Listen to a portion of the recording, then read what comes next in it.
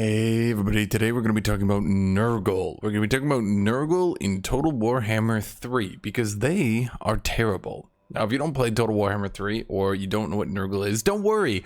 This will be something that I'll try to explain everything because these developers have failed what I like to call the basic math challenge. Now, unfortunately, whether or not I like a developer, basically every developer these days seems to be failing the basic math challenge. That is, when a developer doesn't do the basic math needed to actually figure out whether or not something that they're doing makes sense.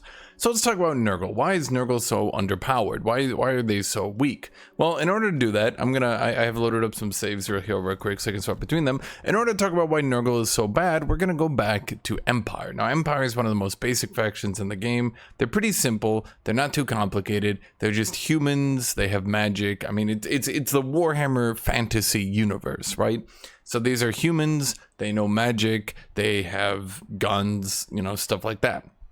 So whenever you start a new game, you have your lord, and the lord, your legendary lord, that's who leads whoever you picked. So if you're playing Nurgle, you could have Tugath or Camarcan, Kugath or Tamarkan or Epidemius. If you're playing Empire, you can have Emperor Karl Franz. So when you start a campaign, you typically take a battle, and you'll typically auto-resolve, or maybe you'll play it out. I mean, it doesn't really matter. At the end of the battle, you're going to get money. Typically, if you have a faction resource, you'll get your faction resource and you get experience. From this point, you have a bunch of options. You can try to replenish your troops. You can kind of take money, depending on what happens, right? I go to conquer more land. We go to right here. Everything's good so far, right? Now, I go to recruit more troops for my army. Now, let's look at these gold prices right here. The gold prices right now are 375, 350, 300, etc. To get a good swordsman, well, I shouldn't say good, to get an average swordsman, we're going to be paying 375 with 100 upkeep. Does everybody get that? Okay, now let's go back and let's look at Tallyman here. Now, Nurgle has a lot of mechanics that are very different from other factions. Nurgle doesn't recruit units and then wait a turn. Whereas other factions could only recruit maybe 2 or 3, or greenskins can recruit maybe 6 units a turn. Nurgle can recruit as many units as they want, so long as they have them available. However, those comes with several penalties. Their unit recruitment costs twice as much. Their units recruit with less health. So this means as you're continuing to expand, you need to wait for your units to heal and replenish between turns before they're combat capable. So let's look at this for a second. The Nurgle's special mechanic is infections. Now, infections are a mechanic that you can use to build your military buildings or to spread plagues. So, whereas Karl Franz can spend his prestige in order to do many various actions, Nurgle can spend infections. Most factions in the game have 1, 2, I think 3 resources is about the most. It's not too complicated on the resource management. So we have money and we have infections. Now, when I go to take this battle, you'll notice something here real quickly. Compared to other factions with a special resource, Nurgle does not generate infections per battle. In fact, Nurgle has to take a special action in order to get infections. But you might be noticing the problem here. Whereas other factions could easily take the money, or they could take the army replenishment. You can see that this would heal up my now damaged troops, because my army was damaged by taking this battle. So other factions could go for early game unit replenishment or early game money. Nurgle, in order to get infections, is forced to only get infections. This means that compared to other factions, Nurgle will either heal less, or they will have less money if they want to continue to generate infections. This is a bit of a problem. Let's go why into this is the problem, because we're going to be going into a lot of different issues here right now. In order to build their military buildings, Nurgle needs infections. Now, they don't cost money, but they do cost infections. How many do they cost? 200 for the basic military buildings and 400 for the advanced military buildings. Now, this isn't where it gets too bad here, but let's talk about this real quick. What do these military buildings do? Every 4 turns, they cycle into a new version of it, and then I have those units available to recruit. So you can see at the start of the game here, each Nurgle faction will have certain units that they can recruit. So if I want to spend these, and I want to spend these, and I want to recruit these, and I want to recruit these, and I want to build up my army as much as I can. On turn 1, I want to buy every unit available. Well, you can see I've now spent my entire early game gold. It's all gone. All the units I just recruited are damaged, and, oh wait, that's really bad. See, here's the problem. Nurgle factions rely on having Nurgle corruption in provinces in order to recruit their units. The more Nurgle corruption you have, the less your units cost to recruit, and the more health they recruit with. Nurgle units by default cost 2 times as much to recruit, but only cost the normal amount. It's just funny to me. They only cost the normal amount. Okay, they only cost the normal amount if you recruit them with 100 Nurgle corruption. We're getting into some problems here. There's not a single Nurgle faction in the game that starts on 100 Nurgle corruption. In fact, there's not a single Nurgle faction in the game that can reasonably get to 100 Nurgle corruption early on in the campaign before they've moved on to the next province, which will have no Nurgle corruption. You can look here to my left, there's no Nurgle corruption. In fact, if we look up here, you can see no Nurgle corruption. So every time I take land and I move to a new area, I have no Nurgle corruption. So all my units will cost way more to recruit, twice as much in fact, and will cost me, they'll have to heal as I recruit them. So you can see all these units are now damaged, meaning that these units can die easily, or these units won't perform as well in battles. This makes Nurgle very slow. Now it's fine for Nurgle to be slow. The problem here is we have failed the basic math challenge. This is too much. Nurgle has always worked like this since they launched, but even after they updated the faction, this is just way too much. Now, while it's very powerful for Nurgle to be able to recruit armies out of thin air, whereas other factions can't do that, you might notice I can no longer recruit any units. You can see every little number up here is 0. I have no units to recruit. So how do I get units to recruit? Well, as I said earlier, I need to build these military buildings. Every 4 turns...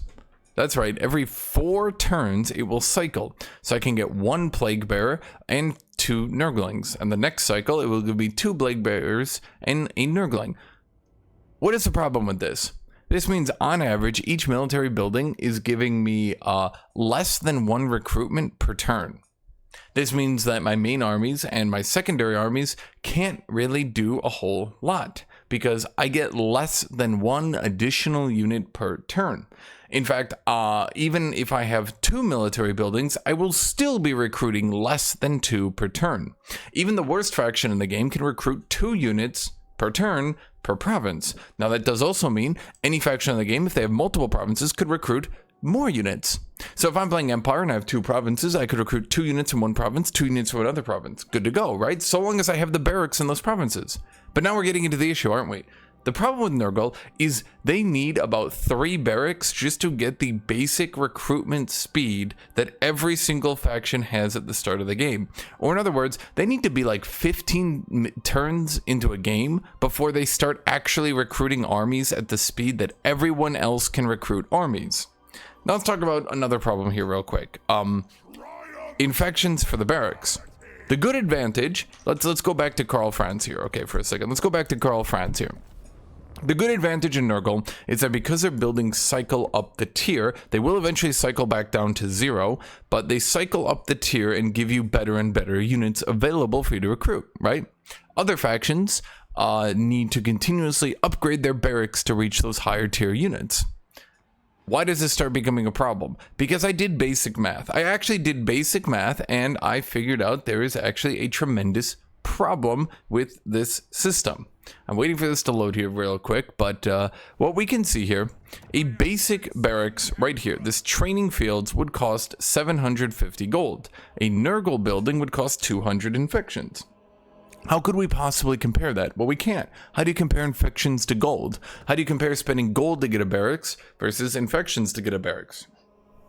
Actually, it's not that hard to do it. See, each city has a certain amount of buildings it's allowed to have. The higher the tier of the city, the more buildings it's allowed to build. Does everybody get that? Okay, but this means that you're restricted into how many buildings you can have. Better buildings tend to perform better than worse buildings. Worse buildings occupy a slot and don't do that much. Now let's look here. Empire can spend 1,000 gold to get 250 income. This would be, I would say this is about the average income level in the game. It's not exactly great, but it's not exactly bad. You spend 1,000 gold and then you make 250 gold income from then on. Now I did do the math on this one. Nurgle infection buildings generate 10 infections for 1,000 gold. 10 infections are 750 gold, my bad. So Nurgle building to generate infections will generate 10 for 750 gold. Empire is 250 income for 1,000. I math this out for you. It will take Nurgle 20 turns to pay off as if they were trying to build a high-level barracks, because I mathed this one out. Empire barracks are 750 gold, 1,500 gold, and 2,500 gold. If you build all three of these, you will get 4,750 gold to get to the highest tier barracks. You might be thinking to yourself, the advantage of Nurgle is then that their barracks cycle through to the higher tiers for free. You don't need to spend any more gold. Once you've spent the original infections, it will continue to cycle through and you're good. But here's the problem. It takes Nurgle 20 turns to get their barracks back from their infection building. So you build an infection building, in 20 turns, you will get 200 infections from that building to build another barracks. Empire, on their tier 1 building, will pay off a tier 1 barracks in 3 turns, and they will pay off a level 3 barracks in 19 turns. What is the problem with this? As I mentioned earlier, with Nurgle now being slower because they can't recruit as many units, they can't get as many armies as other factions until later on in the campaign, they are now also paying a huge price. Right at the beginning of the game, they're paying a huge price for a slight advantage, maybe at level turn 20 to 25 again.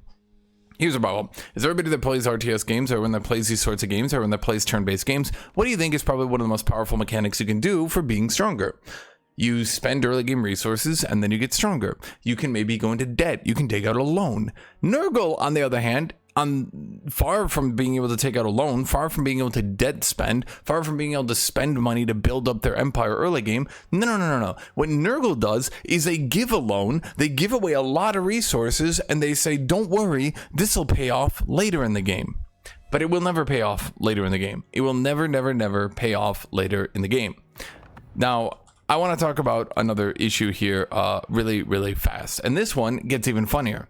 See, when you upgrade your settlements, it will give you the gold. The average gold is 100 gold for level 1 city, 150 gold for level 2 city, 200 gold for level 3 city, and then so on like that. So at rank 5 city, it takes you 300, or say it gives you 300 gold, which is good. I think we can all agree on that one, right? Okay. So how then can I be complaining about this? Let's look at the population. It takes 1 population to go to level 2. It takes 2 population to go to level 3. This is where it gets weird, but don't ask. It takes 4 population to go to level 4, and it takes 5 population to go to level 5. 1, 2, 4, 5. Does everybody get that? Most factions are weak around, I should say most factions need level 3 to kind of like flesh out their roster, because we can see here, you can see all these units we can upgrade. Most units in the game are going to be from level 1, 2, or 3 city.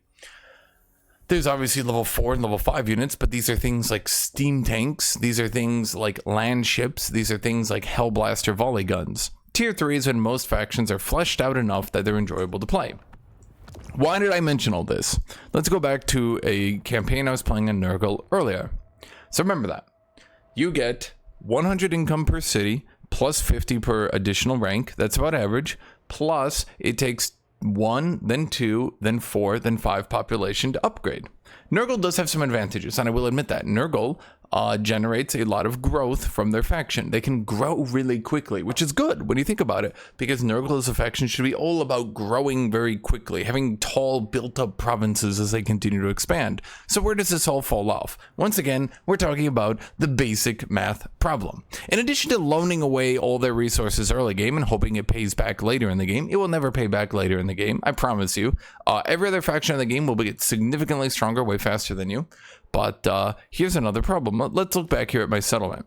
I have a tier 3 settlement here. Good so far. So we have 100 income, 125 income, 150 income, 175, and 200 income. Well, that's not right. That is right, actually. Nurgle, for some reason, gets 25 less gold per city level that they upgrade into.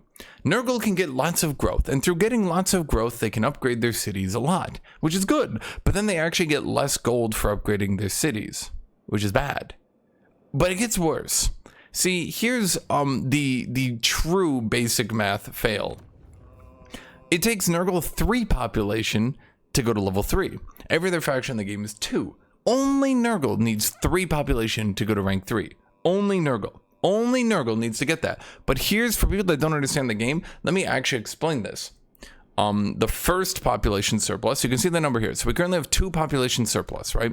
The first one is very, very easy to get. The second one is a little bit harder. The third one is a bit harder. The fourth one is a bit harder. The fifth one is a bit harder. Each one is harder to get. In other words, it will take you 500 growth to get 2 population surplus, but it will take you 1,250 growth in total to get to 3 population surplus. In other words, just to get to tier 3, and I'm not even joking about this, this is the actual numbers, Nurgle needs 250% the population. They need 250% the growth to take any settlement to tier 3. For those of you who are particularly, let's say, noticeable here, by the way, you might have noticed another problem. You might have noticed another problem here. Oh, because the hits just keep on coming, don't they? You might have noticed another problem here. For some reason, because Nurgle gets good growth, they decided that they needed to get more population to upgrade their cities. Sure, I guess, but it's only tier 3, so they can get everything to tier 2 really easy. They can get to tier 4 easier, and they can get to tier 5 easier. Okay, great. So the tier 3 problem is really, really bad. But, you know, other than that, okay, but here's the other problem. Remember I mentioned Nurgle keeps lending away their early game money for late game payoff? Well, let's look at this again. Every city in the game takes 4,000. Sorry, it's 2,000 gold to upgrade to tier 2, 4,000 gold to upgrade to tier 3, 8,000 gold to upgrade to tier 4, and 16,000 gold to upgrade to tier 5. It doubles each time, right? So it's kind of cheap to go to tier 2. It's somewhat expensive to go to tier 3, pretty expensive to go to tier 4, very expensive to go to tier 5. That tier 5 upgrade is very expensive. Nurgle, though, once again, lends away their money like the dumbest goddamn banker you've ever seen in your life. They lend away their money basically on a negative interest rate. But it's cool. Nurgle takes 2,500 gold to go to tier 1. That's 500 more gold. So you spend 500 more gold to make 25 less gold on the building. You're spending 500 more gold to make 25 less gold.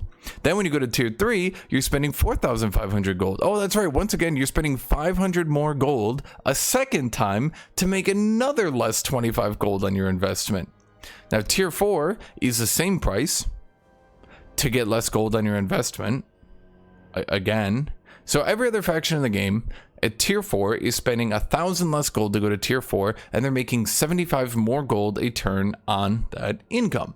Now, this might not seem like a very large number, okay, but this does add up. When you start controlling many, many cities, we're not talking about 10 cities, we're not talking about 20 cities. When you control 50 cities, I promise you, the numbers, they start adding up.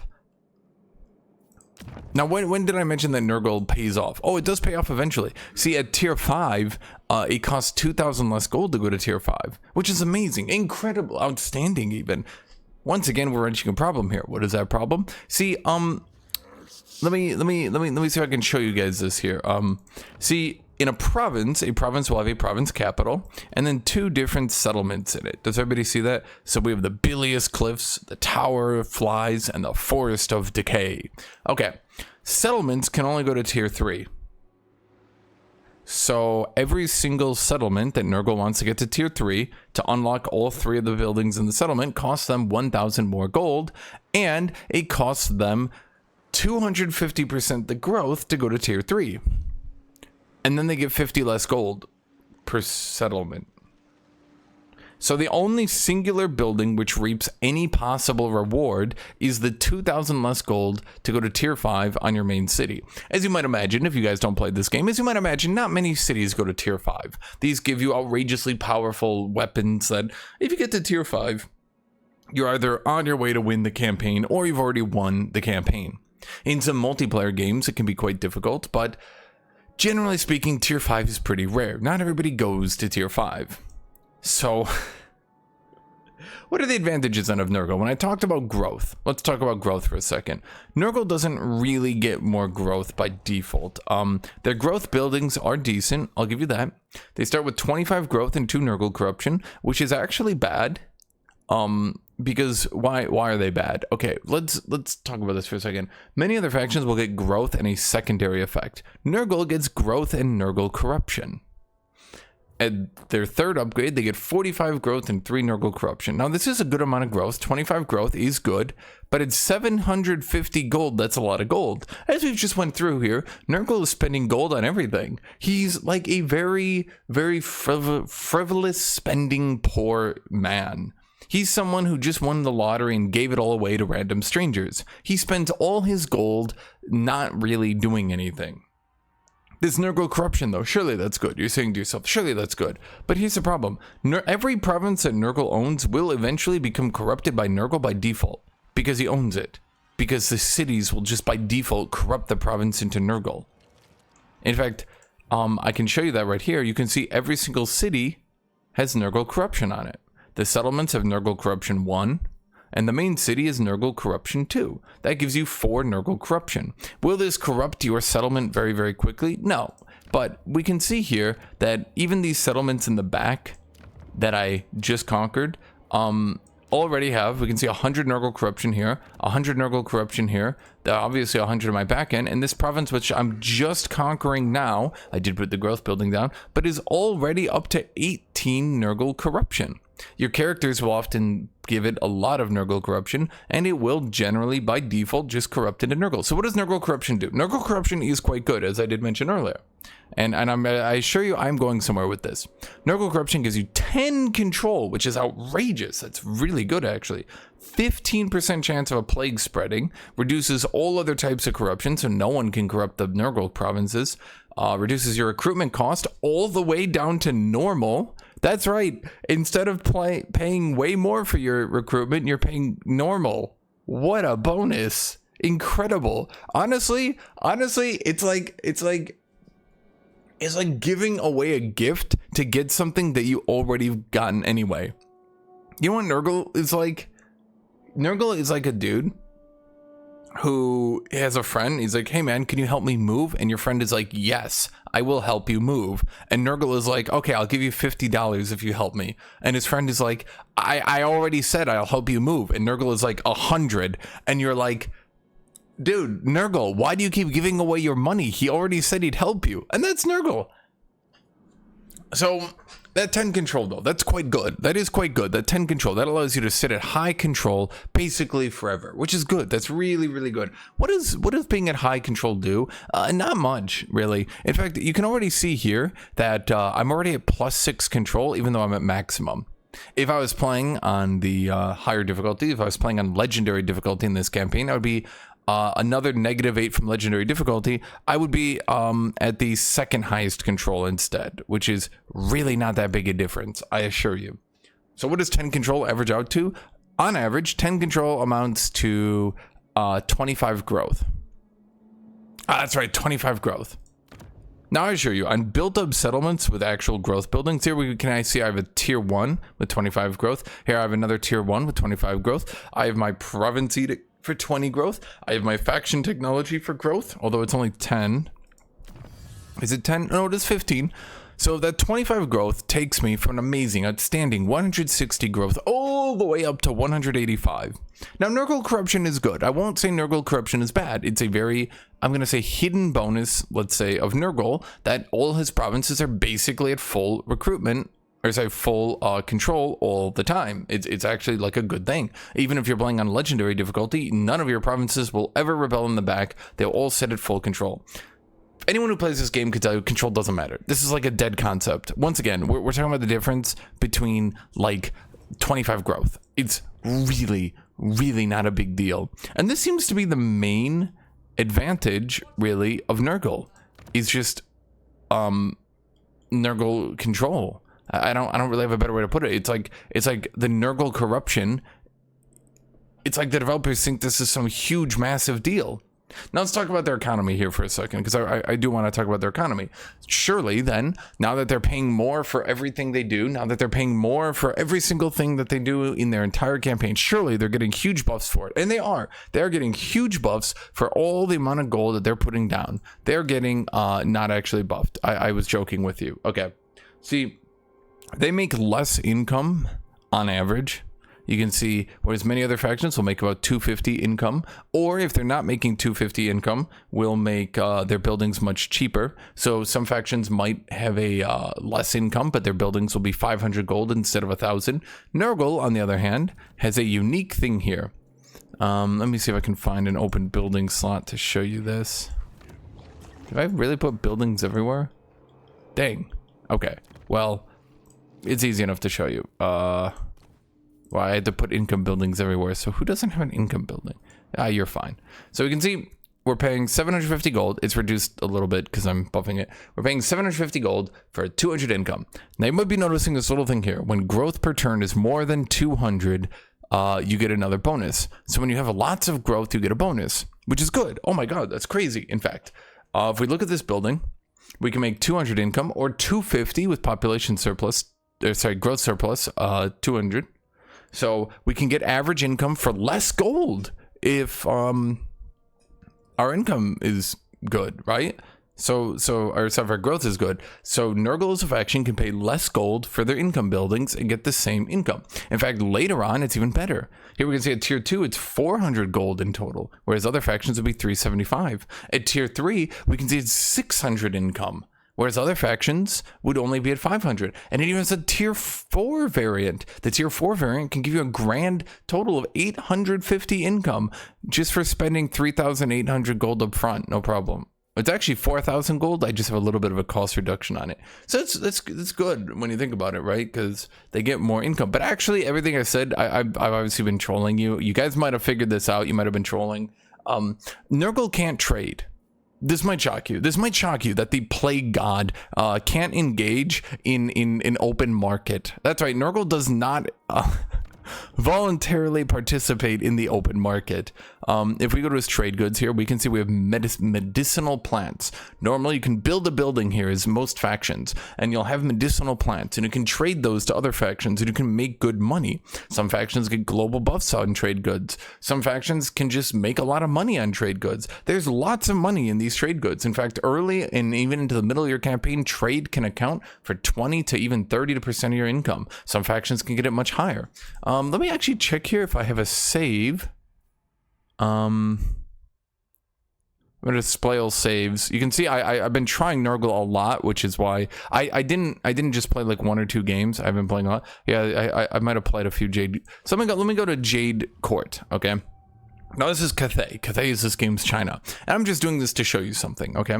Now, this is a very powerful faction, by the way. So comparing directly to this faction, not to all of Cathay, but only to the Jade Dragon, mind you. I think all of Cathay is like mid-tier, maybe slightly above mid-tier, but Jade Dragon is quite excellent. He's a very powerful faction. He's in Cathay, but he's a different faction within Cathay. I guess we can, for people that don't understand the game, I think that's the best way to put it. But Jade Dragon, he's in Cathay. In Cathay in China, they do trading. They don't do the best trading, but they do adequate trading. They do good trading. You can see the vast difference here in things, right? But you can see my building income is 15,000. My trade income is 5,500. A full 1/3 of my income comes from trade. That's a lot.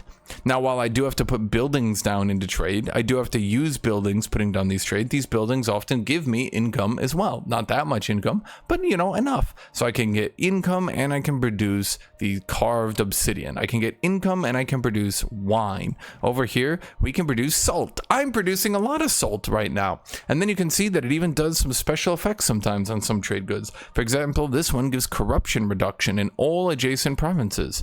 We can see over here, I have a gold mine. I didn't build it because Cathay, some reason, isn't good with gold. But you can see if I did build this gold mine up to tier 3, the tier 3 effect would be 600 income, and all incomes from the entire province plus 10%. Another 10% multiplier in all the income. So that building would outpace even the buffed up Nurgle income building. So we can see by not trading, it's a big penalty. What does Nurgle get then? What big bonus do they get for not being able to do trade? If they can't do trade, surely other factions that can't do trade have really good income buildings, or they can make lots of money by attacking people and taking battles, or maybe they can do something else. There must be something else they can do, right? Surely there wouldn't be a faction that just can't really trade and really doesn't have anything to make up for it. So let's go look. I'm buying time while we load in again. Trust me. This is going somewhere. Okay. So it's good. We get our medicinal plants give us plague duration only in the local region and chance of plague spreading only in the local region. Now, for those of you who don't know, the entire province is a province. The region is only the city. So I would get a chance of a plague spreading, but only if you were specifically in this city's region. Do you guys understand how maybe completely insignificant that is? It is completely 100% insignificant. It does nothing. Another problem. Everyone hates Nurgle. Everyone hates Nurgle. Nurgle isn't beloved by anybody. Every faction in the game basically hates Nurgle. This makes maneuvering around the map quite difficult because you're a weaker early game faction. You're trying to scale up. You're not really good at scaling up, I assure you. You're not even strong late game, but I'm not even going to talk about that right now. You're not even strong late game, but everybody hates you. So you keep getting attacked. Every one of your neighbors, everyone around you is just trying to murder you because everyone thinks to themselves, man, I really just don't like the disease god. Now, when I did say that everybody hates Nurgle, I mean everybody. Everybody hates Nurgle. That includes Nurgle. In fact, the other Nurgle factions also don't like you. Here we have Kugath Plaguefather, and despite the fact that I have some bonuses to my relations with him, and we have plus 25 relations, which normally, if we're the same faction and we have positive relations, they will give me a non-aggression pact, a trade agreement, military access, we can eventually have an alliance. Kugath wants none of that. He doesn't want anything to do with me, because even Nurgle hates Nurgle. Typically, you can make lots of money on doing diplomacy. What does that mean? Well, this means, let's say if I went to Katarina. Okay, maybe not her. Hold on, let's see who I could go to here. So let's go to, I don't know, Boris. I can go to Boris and maybe I could get a non-aggression pact and I could get some money from him, but he hates me, so he doesn't want that. Okay, well maybe I could get a trade deal and he can make, well no, he hates me. I could maybe join a war against who he's fighting and he'd give me lots of money. He will give me 2,000 gold if I join against Archaon, the Ever-Chosen. See, here's the problem. Other factions are liked a lot more, generally, by their neighbors. So if you offer to join their wars, they'll give you more money. If you offer to get a non-aggression pact, they'll give you money. If you offer to get a trade agreement, you'll give you money. So Nurgle is already down, potentially, up to 1/3 his income, but trade often makes, 10 to 20% if you're not trying to maximize it of your income. So he's already down a large amount of his income. And let's mention this. I'm on turn 25 right now. If you might have noticed, I don't actually have 200 growth. See, to get to 200 growth, I would have to build another growth building in my main city. But I can't do that because my main city needs to have mostly military buildings because I can't just have a recruitment province. See, typically what you do, as you might imagine if you're playing Empire, right? You put down a big barracks, you get a city up to tier 5, you put your artillery manufactory there, your barracks there, your stables, and then any army that wants to recruit can go to that province, pull out, start recruiting vast amounts of high tier weaponry and move out. Now Nurgle, they do have the advantage they can recruit anywhere. So even this army out here, I don't have money, but let's can I free up some money real quick just to show you guys. Do I have any money to free up? Okay, so we have some money to free up here. I could recruit any unit I've unlocked. Oh, wait. See, the thing is, because I need to be spamming the growth buildings, because I need to be spamming the infection buildings, because I need to be spamming the money buildings, I don't really have any room to get barracks. In fact, I have 2 barracks in my 2 provinces back here, which I got really early. Despite that, I have barely managed to get many troops. Remember, I am getting, and this is the actual number, I'm not making this up, only Tallyman can reach 1 unit recruit 1 per turn from a barracks because Tallyman cycles them faster. This is his faction bonus, the Plagued Pengendrum. I don't know. Normal factions, every 4 turn, it cycles and you get 3 units. That is less. That is 0.75 units a turn. That means if you get to turn 25 as Nurgle, even if you started with 2 recruitment buildings from turn 1, even if you started with 2 recruitment buildings from turn 1, you would still have less troops than needed to fill an entire, I should say to fill up to 3 armies. Most factions by turn 25 do not have 2 armies. They do not have 3 armies. Most factions this late in the game, 25 turns into the game, can start having 4, 5, 6 armies, in fact. Nurgle can't. Turn 25. Now, many campaigns, people who are worse at the game or better at the game, people will play campaigns out to turn 50, 60, 70. What is the problem then? I mentioned Nurgle's not a good late game. What is the problem with Nurgle then? What is their faction strength? Well, let's look at the unit roster for Nurgle. Most of you don't know it. Nurgle as a faction is a bunch of slow-moving melee dudes who aren't even really that tanky, except if you try to hit them with a weapon. What does that mean? If you shoot Nurgle, they die. Nurgle can't really do much about being shot at. Their weakness is range. They're slow. They have very little range defense. So all you need to do to beat Nurgle is use the most common weaponry in the game. And I'm not exaggerating, and that's it. Use the most common weapon in the entire game: a ranged attack, a crossbow, a regular bow, a gun, an artillery piece. If you use literally anything, that is the counter to Nurgle. Now, they can spend these infections, and you can infect your provinces, and you can give them big buffs. You can infect your army, and you can give it big buffs. In fact, you can see I have an infection here. A Weeping Eyes. It gives my army armor, campaign movement range, and then income from buildings. Why income from buildings? Because you can't choose specifically which infections you're going to go to. You have certain starting points that you've unlocked, and you can't reuse one for 3 turns. So I could, let's say I want to go with melee defense, casualty replenishment rate, and then I guess I could get fleshy abundance. I can't go back to the armor one, and I haven't unlocked these other ones. Do you know why I haven't unlocked these other ones? Because it costs 200 base infection to plague. 200. Remember when I was talking about buildings being 200? Here's the other thing. Nurgle's faction bonus, plagues, they literally do nothing until you actually plague someone. See, many other factions, let's go back to Mr. Franz here to show you an example. We're going to continuously, probably go back to Mr. Franz to show an example here. Other factions can often get faction bonuses right early in the game. Nurgle, unfortunately, can't. See, Nurgle can't do anything early in the game, because he starts with 200 factions. He has to put all 200 of those infections down into building his first barracks. Then he's got 0. You need 200 base for a plague, but you're going to have to upgrade the plague. So it'll probably be more like 350 or 400 to actually use a plague. A good plague will probably be more like 500 if you actually want it to last a long time and be good, okay? Mr. Karl Franz here has the Imperial Authority. Now, sometimes it'll lower and hurt you, but he starts the game with enough authority to have growth for free and control for free. Just for existing, Mr. Franz gets a buff. Then, much like Nurgle, he can then spend his prestige, which he gets for free per battle. Nurgle has to actually, they have to give up their gold, or they need to give up their unit healing in order to get infections. Mr. Karl Franz here just gets them for free, just for fighting a battle. And he can do a bunch of different actions with them. So once again, let's just show you here. I take a battle. Boom. I got 250 prestige. Amazing. Good prestige right there. I don't remember if settlement battles give you prestige, but we're about to find out. Yep, once again, we got more prestige. Amazing. Incredible.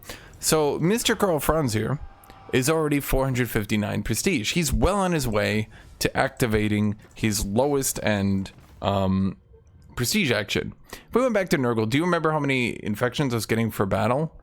Not only did I get 0 for the battle, but even if I took the infections, on average, you're looking at 20 to 30 infections. Your building can give you 10 per turn.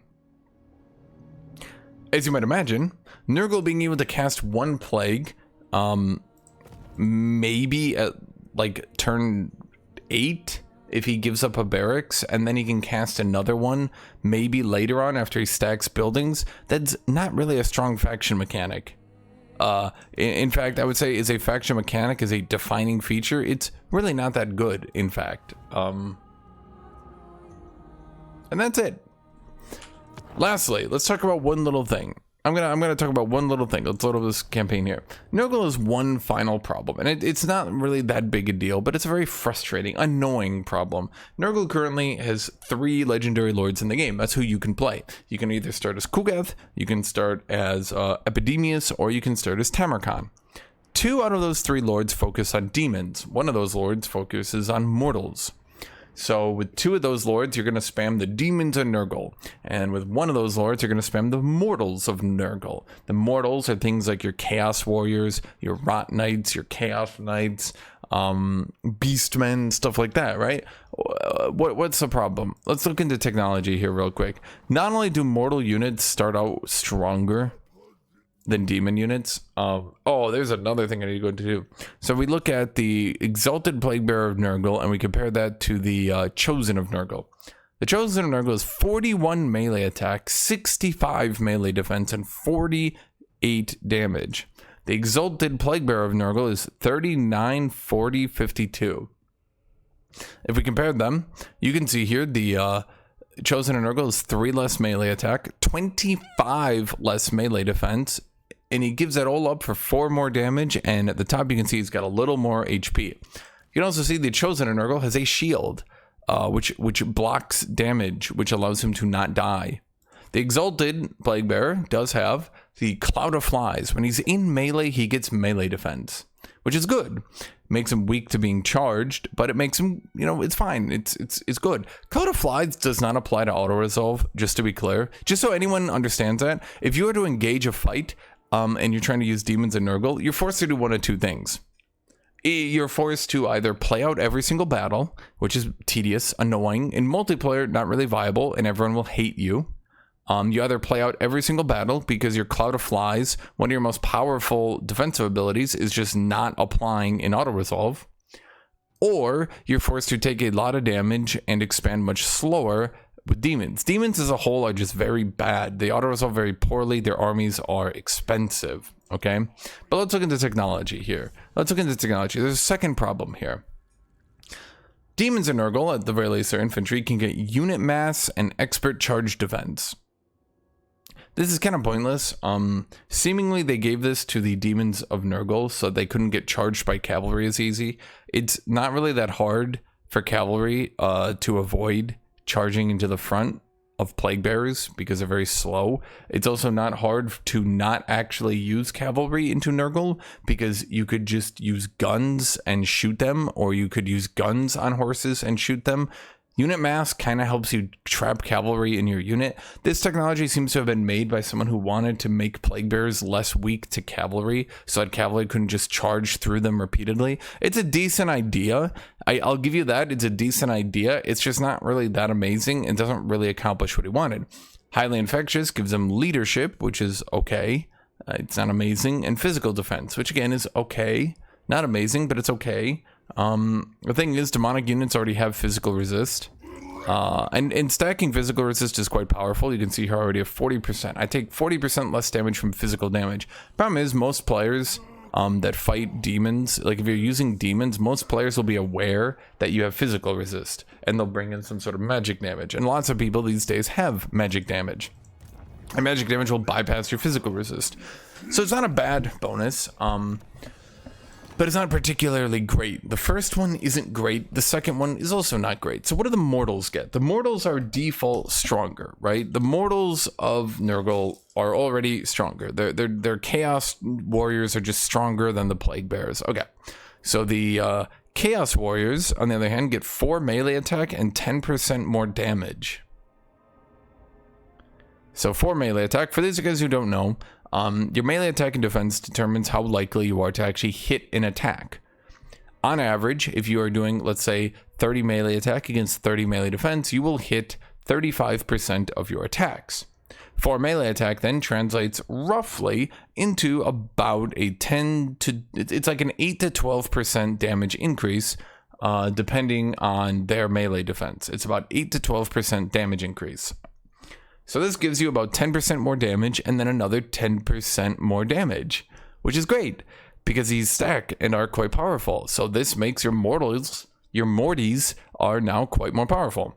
Chaos morties are really good. In fact, you can see here, where are they? Chaos Warriors and Nurgle. Guess where's the Nurgle great weapons? Ah, here we go. The Chosen of Nurgle with great weapons. This unit is not exactly the best unit in the game, but it's a quite good unit. You can see the Chosen of Nurgle is really tanky. The Chaos of Nurgle with great weapon is also, he's still pretty tanky. He drops his shield. He loses a lot of melee defense, probably too much melee defense, but he does good damage. He has poison. He has a melee attack, melee defense, good. Lots of damage. He does so much damage. And once you get this strain resistance, this technology, he's going to do a lot more damage. Then his second thing is he gets 10 more armor and 4 more melee defense for all your Mortys. Well, wait a minute. Armor, although debatably good or bad, sometimes armor is good, sometimes it's bad. It really depends. But overall, I would say armor is a good stat. I mean, armor will never be bad. It'll just be less useful. There's a lot of situations where it's really not that useful. But you're getting more armor and you're getting more melee defense. Melee attack and melee defense are like hit chance and dodge chance. As you might imagine, stacking hit chance and dodge chance is quite powerful. Stacking your units way slightly more tends to not be as powerful. So mortal units start stronger, and then they end up getting even stronger with technology. Why does this all boil down into? Okay, I assure you I'm going somewhere with this one. Because what I mentioned with the barracks is a problem. If I want to go mortals and I want to start using mortals, then I need a mortals barracks. But I can't just have one, can I? I can't just have one province where I go back and recruit all of them. I will need a lot of them. Well, 2 of the Nurgle characters start off and they need demons because they buff demons. You can see my legendary lord here, Epidemius. He gives buffs to demons. He loves demons. He gives them upkeep reduction, more ammunition, weapon strength. He has reduced upkeep, so he has more physical resist for them. He recruits them at higher HP. He just really likes demons, okay? And his faction bonus is he cycles through the demons building better. However, as the game progresses, we will need to swap to mortals. They're just going to scale better and they're just going to be stronger. But you can't really do that because of how the building system works. And then they're just going to end up being weaker because your faction is so focused on demons. So you're bringing up, what's the right way to put this? The tech tree and just the general balance on Nurgle is bad. I think that's the general idea of what I'm trying to go with here. The general balance is bad because when you think Nurgle, you're thinking cool things like the Toad Dragon, the Great Unclean One. You're thinking about spawns of Nurgle. You're thinking about plague bearers riding on toads. You're thinking about toads, right? Like these are probably the units you're more thinking of. These are cool units. A plague bearer riding on top of a toad, and he's a giant plague toad and it jumps at people. It's funny. You got giant flies and these flies fly around and attack people because they're giant flies, right? Like these things are cool, right? But they're all kind of bad. At the end of the day, the best thing to do with Nurgle is you got the Mortys. What are your Mortys? That's pretty obvious. You got your Rot Knights, who are now Nurgle's best unit, and you got your Chosen of Nurgle, and your Chosen of Nurgle with great weapons. Those are your best units in the roster, probably. And Nurgle's roster is is all I can say. So, what is my last point at the end of this very, very, very, very long rant? My point is, could we maybe, like, because I know this is mostly a single player game, but I do play multiplayer quite often, and I do enjoy playing a multiplayer quite often, right? But I would enjoy being able to play Nurgle in multiplayer.